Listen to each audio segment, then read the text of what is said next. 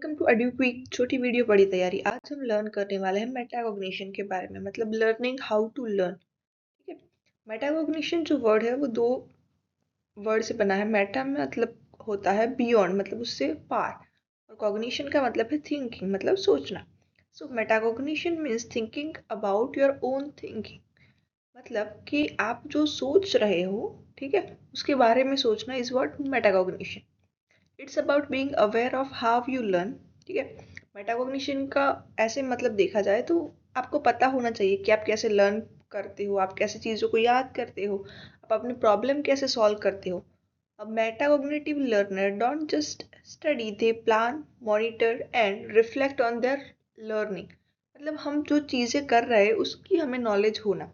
एक एग्जाम्पल है, when a student से I don't understand this topic yet, I need to try another method, that's the metacognition in action. मतलब बच्चे को पता है कि मुझे इस मेथड से समझ नहीं आया, मुझे कोई और मेथड की ज़रूरत है, तो वो जान पाना इज व्हाट अ मेटाकॉग्निशन।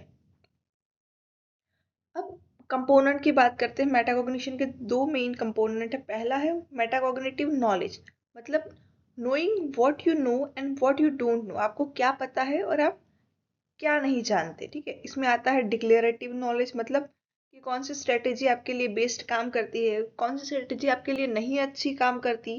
ठीक है। फिर आता है प्रोसीजरल नॉलेज, मतलब कि उसको कैसे यूज़ करना है। आपको पता है कि ये मेरे जो स्ट्रेटेजी है वो अच्छी है, बट उसको मैं कैसे यूज़ करूँगा, तो वो प्रोसीजरल नॉलेज है। फिर आता है कंडीशनल नॉलेज, मतलब कब यूज़ करनी है वो वाली स्ट्रेटेजी, क्यों यूज़ करनी है। तो कब और क्यों वाला जो आंसर है वो कंडीशनल नॉलेज में आएगा।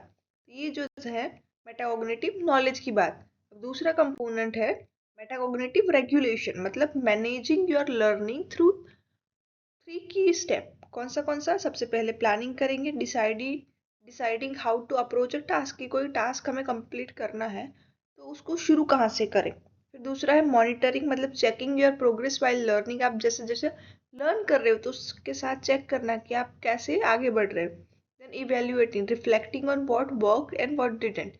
अब उसको इवेल्युएट करेंगे कि मैंने जिस तरीके से सोचा था वो काम कर रहा है कि नहीं कर रहा है।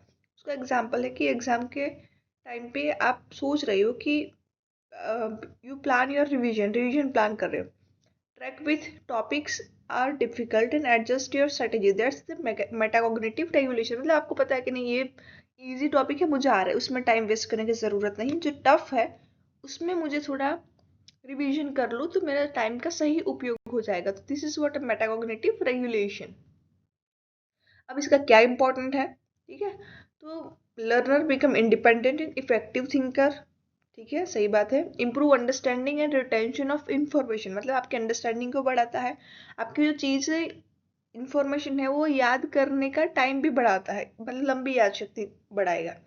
बिल्ड सेल्फ अवेयरनेस, कि आपको खुद के बारे में पता है तो सेल्फ अवेयरनेस बढ़ेगी, कॉन्फिडेंस आएगा कि आपको अपने बारे में सब ज़्यादा पता होगा। तो help student choose better learning strategy, मतलब कि हमें पता होगा कि मुझे किस तरीके से समझ में आता है तो हम उसी तरीके की लर्निंग को प्रिफर करेंगे। Encourage life long learning, not just for exam but for life, कि हम लाइफ के लिए लर्न करेंगे ना कि कोई एग्जाम के लिए। For teacher, developing metacognitive skill in student means helping them learner smarter, not harder. So this was EduQuick. Like, share and subscribe to this channel.